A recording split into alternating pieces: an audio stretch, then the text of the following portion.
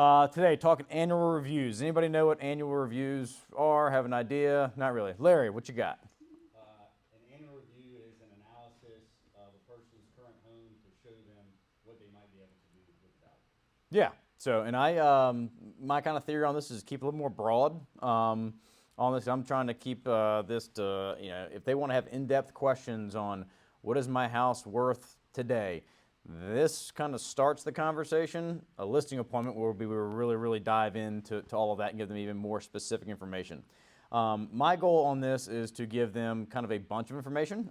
People sometimes will look at this and say, oh my God, this is entirely too much. I don't care. There's too many numbers, too many, stats going on. Is my house worth more than it was? And I can, usually let them know, yes, it generally is. So I try to get, like I said, too crazy specific on this because that's why we want to leave ourselves a little bit of leeway to have a listing appointment or talk more serious about what their goals they're trying to accomplish. But so this is kind of how I started out. So I'm going to do an example of kind of what I put through, and you guys kind of just take notes on, and you can do this however you want to. This is just how I do it. You can go about it however you'd like to. But I always start off with just a copy of the tax record for the client. So I have a past property here. This is just it's actually a house that I bought as a rental property handful of years ago. This is just a kind of a quick, easy one to kind of pull some stats on, but let me pull up tax record. All right, so this house is in Pebble Creek subdivision. So this is out 360 in Hanover.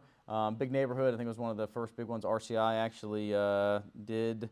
And yes, this is just a 3-bed, 2-bath rancher. This is kind of just some quick pictures of it. So nothing spectacular, nothing special. 3 beds, 2 baths, about 1,400 square feet or so.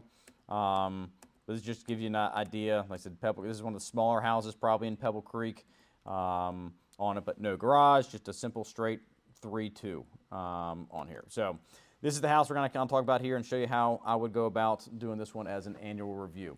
So I'm going to start off, like I said, with a copy of the tax record. This is something that I would actually print out here. This will do a quick print to show you, and this should turn into a PDF.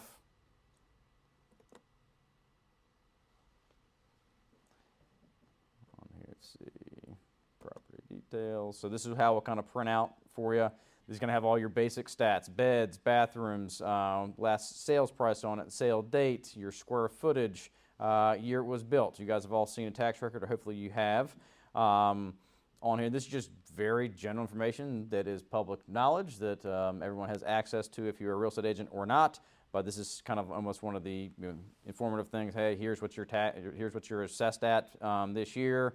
On here, you'll be able to see past sales history on it, and also kind of what they assess your house at year over year, so you can see the increases over in this section too. So this is all just stats and information to provide to your clients. So we'll start off with just having a copy of the tax record printed out.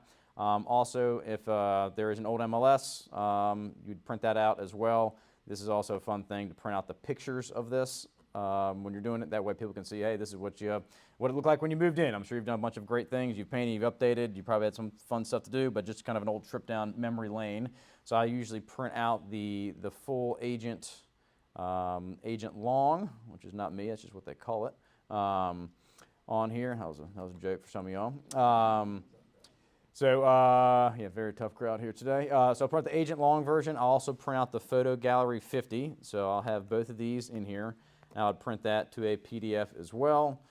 This, like I said, will have the full listing and then all the pictures attached to it so they can kind of flip through and just see what it used to look like prior to them taking over and doing whatever they've done to it. So now we have a copy of the tax record. We have a copy of the old MLS. I said all this stuff is fairly redundant information on here. This is also just fun to see. Back in 2018, stuff sat on the market for 126 days.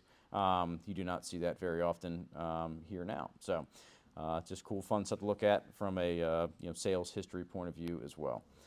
All right, so now we have the copy of the MLS. We have a copy of the tax record. This is a couple things that I'm going to do. I'm going to open up a new search tab here. And we are going to pull just some generic stats. So some houses are going to be simpler and easier to do than others as far as this goes. This house is in a big neighborhood. So Pebble Creek has like 500 plus or so. You know how many houses there are, Rodney, in there? 500, 600? Yeah, so even more. I think they were trying to get 4 or 5 more added in there last I heard. So I'll run this for the past year as far as solds go. This just gives you kind of a past year overview of what you've had going on in the neighborhood. So here, and I just tried to add a few of these things. Obviously, we can just go straight Pebble Creek. I still like to add a few of these things in here in case there's other Pebble Creeks or people put them in wrong. This will eliminate all the ones that may be out of the area or skewing some numbers. So obviously we know we're in Hanover County for this one, and then I'll add in Pebble Creek here. All right, so we have 22 matches on this, and I'll just kind of quickly pull up map, make sure we are all kind of in the same general area neighborhood.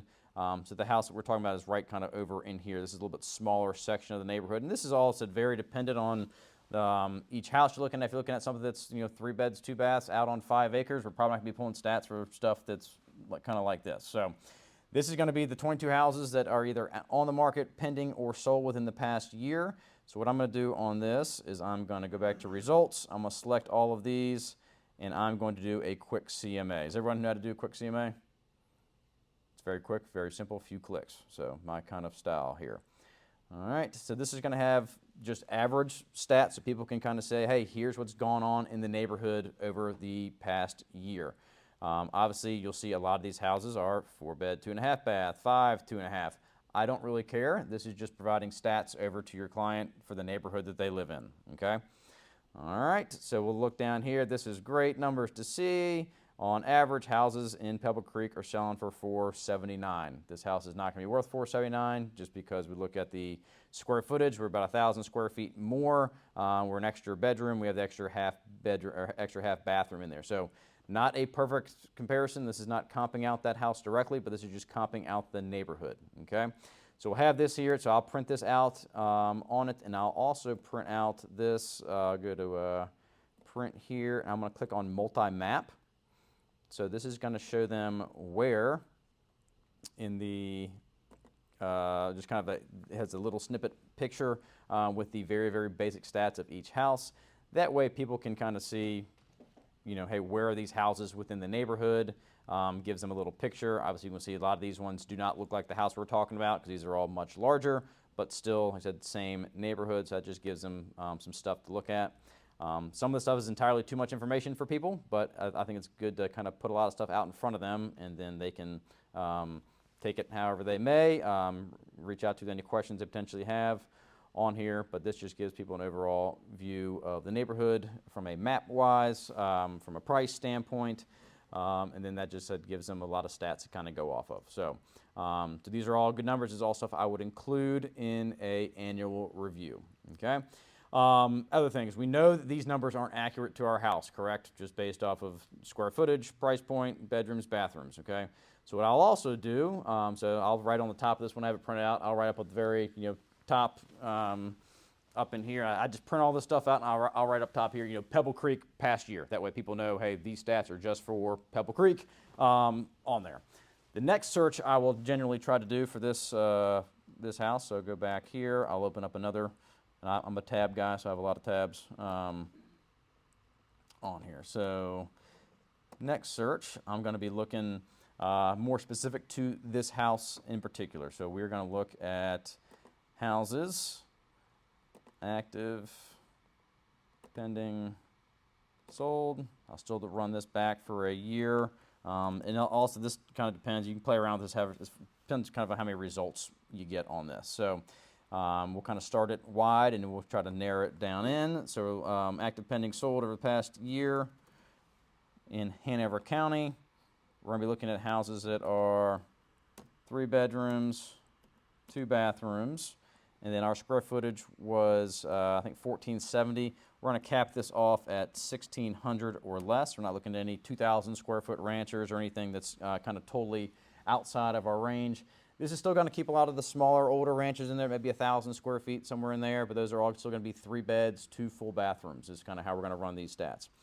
You'll see here for the entire Hanover County, we have 155 matches. This is entirely too big of a number, so we want to get this narrowed down some more. What are some other ways we can narrow this down? Elementary school. Elementary school. So, Rodney, what elementary school we're in for Pebble Creek? We are in Battlefield, that is correct. We have 4 matches. So now we have 4 matches versus 155. We probably want to find something a little bit more wider here. That's probably too small as far as sample size, just to give you an idea so you can see. Of those 4 results, we have stuff kind of all over the place. 1,000 square foot rancher, a couple 1,500 ones. Also, our price point ranges from $350 to $469. That's going to be entirely too wide as well. So we're going to go back here. We're going to expand this out to 3-bed, 2-bathroom houses, 1,600 square feet or less in the Mechanicsville High School District. So now we're going to go to, I got to take out Battlefield. So now we go to 59, okay? What are some other differences we have to work on getting this number down some more? Perfect. That's one of the ones I was looking for here. So garage, no, okay? That drops us down to 40 matches, okay? Year built. Year built's another one. Yeah, resale, we can do that. So 40. What does that tell you, too, when you're talking with people who are kind of in the, obviously the past year here, there's only been resale stuff. There's nothing new. We didn't see that number change at all. A good talking point I have with a lot of my people, too, is, hey, they're not building ranchers anymore. So this is a high-demand house because if you want to, they're not building new of these ones because it's much more cost-effective to build up. If we have a 1,600 square foot house, that's much easier to build a 2-story than a 1-story. A lot of your money is in your foundation, so they said they just don't build them. And also from a builder standpoint, you can fit a lot more houses if you're building up rather than wide. So they can put more houses on more lots if you're building up versus staying on one level there. So that's just something, just interesting point you'll come across on some of this stuff. So we got no garage, 1,600 square feet less. We're in Mechanicsville High School District. The one I actually want to do is we are in an HOA in here. We can play around with this but the big one is, to me, we'll look at stuff that's on 5 acres is not going to match. Stuff that's on 1 acre is not going to match. Half an acre or less, that's going to be a little bit smaller, regular size lots. I want to say this is probably about a 1/4 acre or so lot. So have some leeway in there. But once you get kind of past half an acre, you're probably not really on like in a subdivision or anything like that anymore, or you're on a lot more acreage. So we'll kind of narrow it down there. So that gives us 31 matches on here, and that's a pretty decent number. So we try to, 25 to 35 is what you can get it narrowed down to. I think that's a good number result to kind of collect some data here. So we're going to click on all these. We're going to run another quick CMA.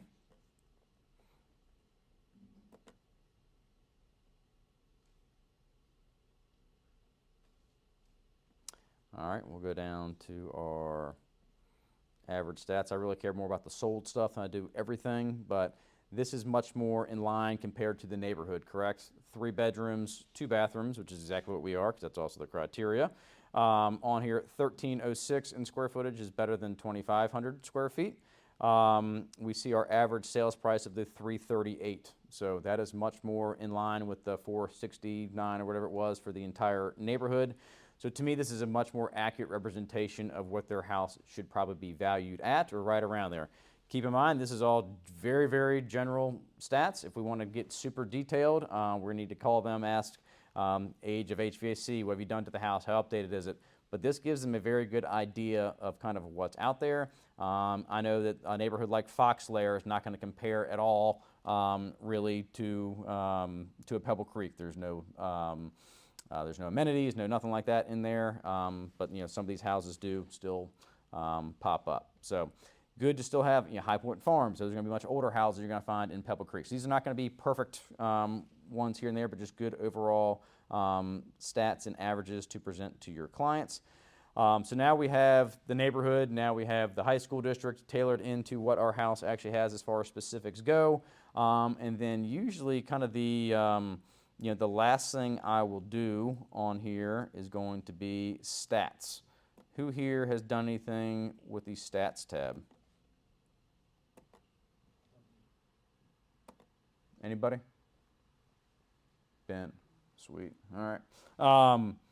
This is a great tool. A lot of times when we're pricing houses is an imperfect science. What we can do is collect a bunch of different data points and kind of take a look and see where we kind of fall in the middle.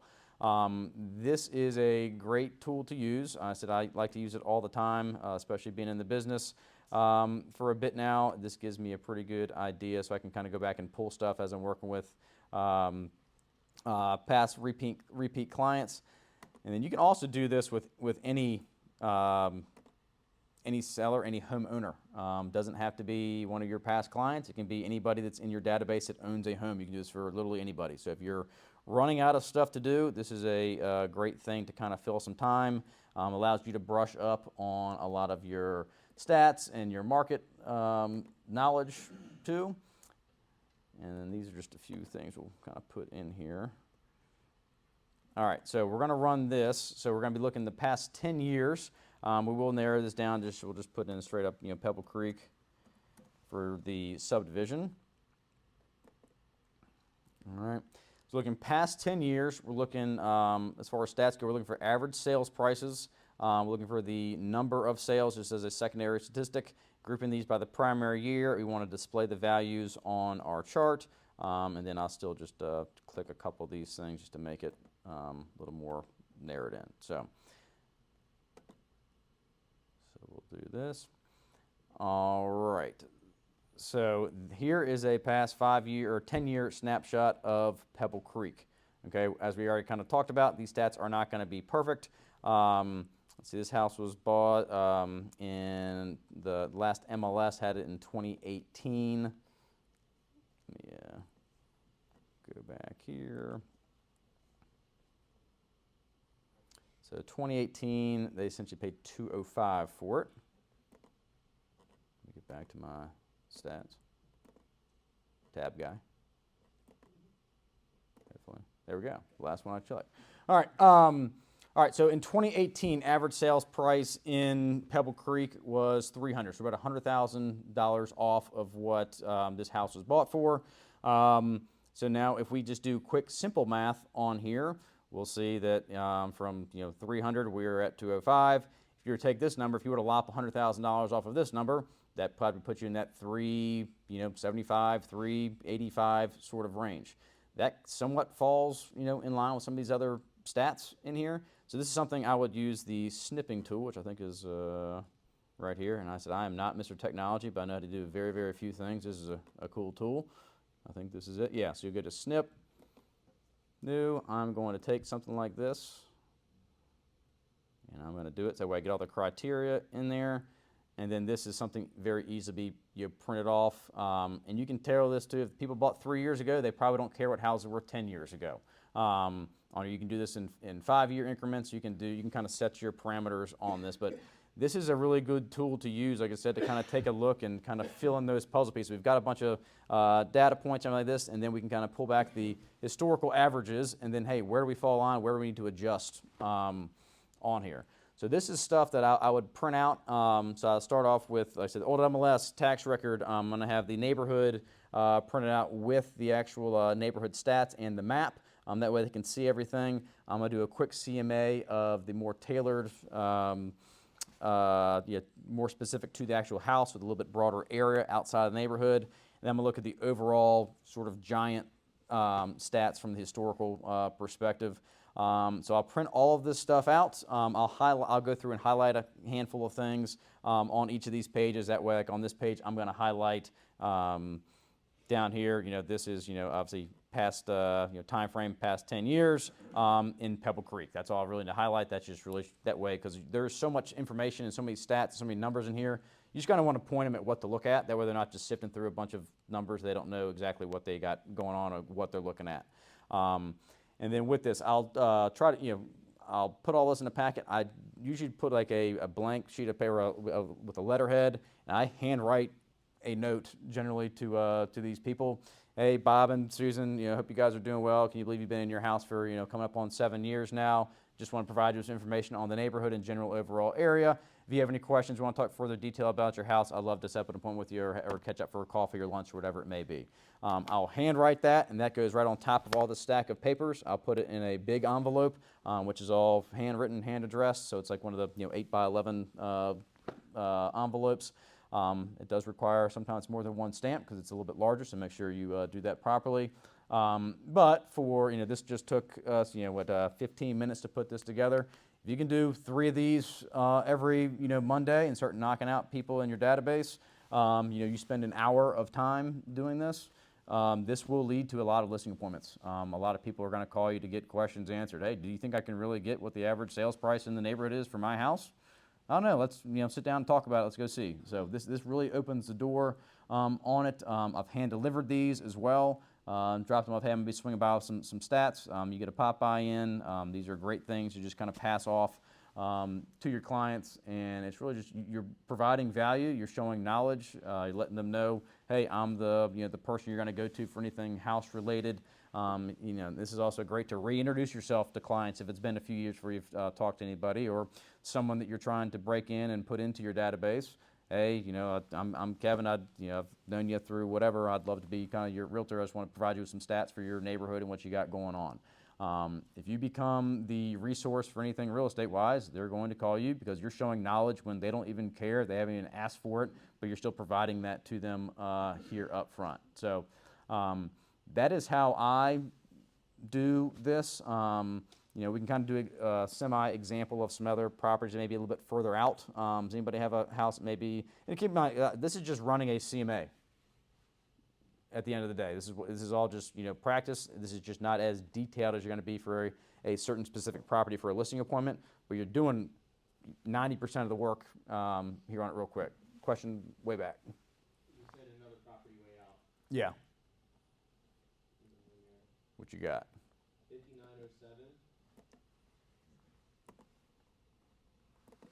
Lewis, Lewis. 5907 Lewis. Okay. This one in here now. All right. Dinwiddie. Okay. So I'm going to pull tax record. Let me clear out all these other tabs on here real quick. Yeah. A lot of info. You can go back and forth between them all. It's great. I love it. Ben hates it. Yeah. So, all right. So here is our property here now. So what we're going to do, we're going to pull, said tax record. I'm not sure why it also does this, but like the square footage no longer shows up for all these houses, which really grinds my gears. I'll take that up with Rodney and RAR one of these days. Why you can't find that without clicking tax records now. Whenever that gets going. So, all right, 3-bed, 2-bath, 2.5 bath, 1150 in square footage, built in 1984. All right, so we got that. Pull it up. Obviously, we have our old MLS here. We'll just get a quick look through this. If it takes this long, we will not look through all the pictures. All right, it's obviously a little rancher. Hardwood floors, updated.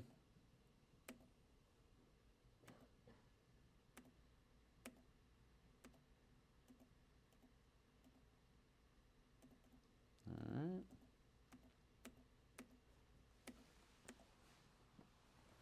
Deck, got some neighbors. All right, so fairly simple, straightforward little rancher here. We're on 1.29 acres, which is a factor on that. So what we'll do here, we'll pop open our new tab. We're gonna just straight up look active, pending, sold. Run this back a year. We are 3 beds, 2.1 baths.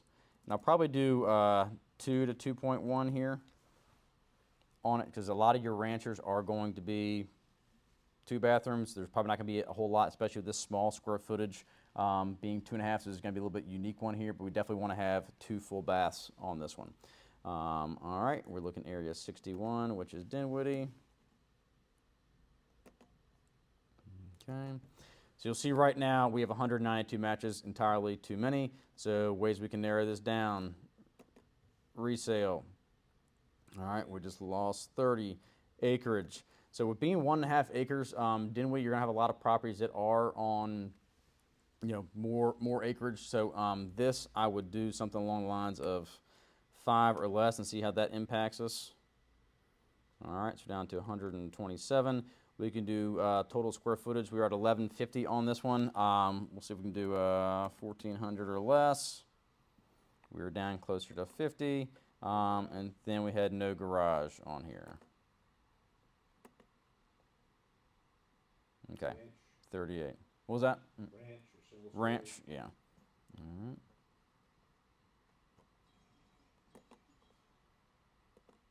right. Perfect. We say 25 to 35 matches. We're right at 30. That is about perfect. So we'll take results from this. All right, we'll run the quick CMA.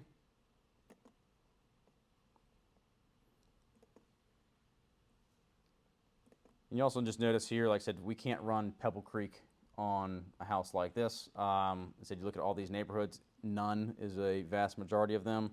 So you just know we're not typically dealing with a very small or a neighborhood where you can just find all your kind of stats right there. So we definitely have to look outside of that. So as we look here for our sold averages, 3, 2, I think we had 1984 versus 1996.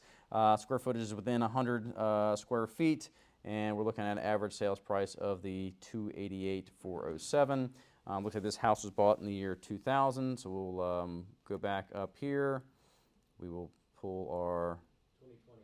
stats tab. Yeah, 2020 was when it was last sold, so we'll take the past 5 years here. So we'll do time frame, past 5 years, statistic. I like to do the sales price average. I'm going to do advanced options, which will add my secondary stat here. Sales number of. That way we can just kind of see, hey, is it 1 sale or is it 25 sales? That does make a difference on these things as far as averages and stats go. Group them by the primary year. Style options, that way it all just shows up. We want to display the values. Here we talked about looking residential, single family area, 61, bedrooms, 3, bathrooms, 2 to 2.1.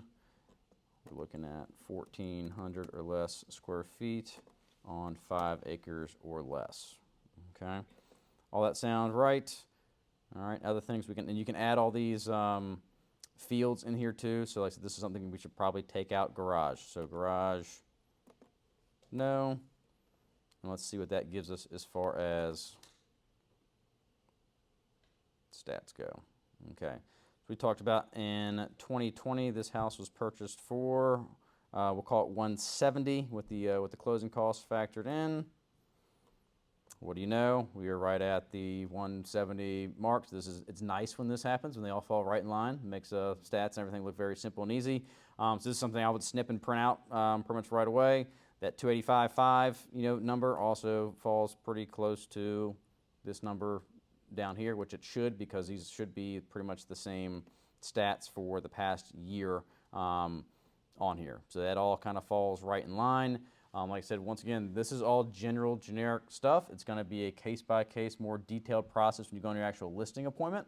But this gives everyone enough stats where if you were to print this out and send it over to somebody and say, hey, you bought your house for 170, now we think it's worth 285, does that pique your interest as far as potentially wanting to move? Hey, we got $100,000 in equity over the past 5 years without you really doing much of anything. And this number could also be 309 or 315, depending on if they've updated some stuff to it on there. But this is all stuff I said good to print out, provide them stats, info. I said these are great pop buys if you're planning on whatever pop buy campaign you got going on. But this is something too. You don't want to just drop this in the mail and never say anything. This is a phone call. Hey, expect this to be coming from me. Here's your stats. We try to do this once a year. It's a review. If you become systematic with it, where it's like I said, I'm gonna be trying to do something here where I'm doing 3 of these every Monday. and just putting them out, mailing them out, and just becomes a number thing where once a week, I'm doing 3 of these, and over the year, that's 150 of these go out per year. You can do that. I guarantee you're going to translate into some listing appointments, or at least hopefully some sales that lead from listing appointments. But you're definitely going to get phone calls. People are going to be curious about the stats.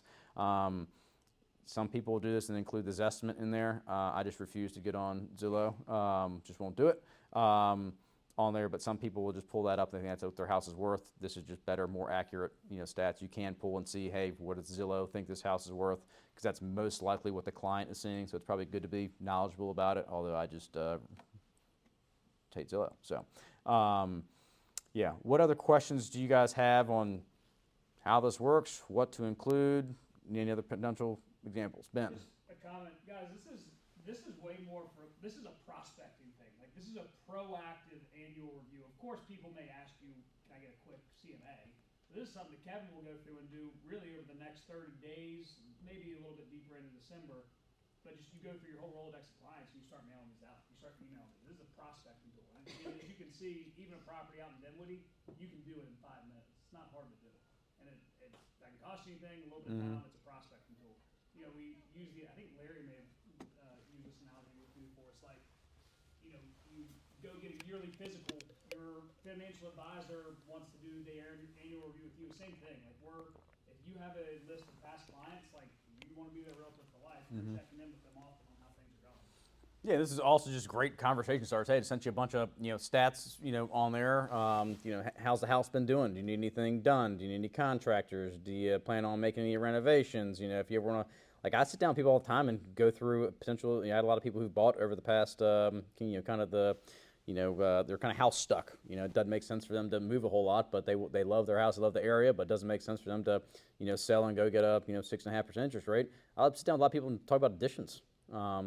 That's something I enjoy, doing. I have connections to people who do additions and big renovation projects, and it's kind of sitting down and say, hey, is this a smart thing for you to do, or should we be thinking about potentially, making a move? I did one of these a month or so ago. People think about doing an addition on the house. We went over there. I'm not in construction, but I've clearly been through a ton of houses.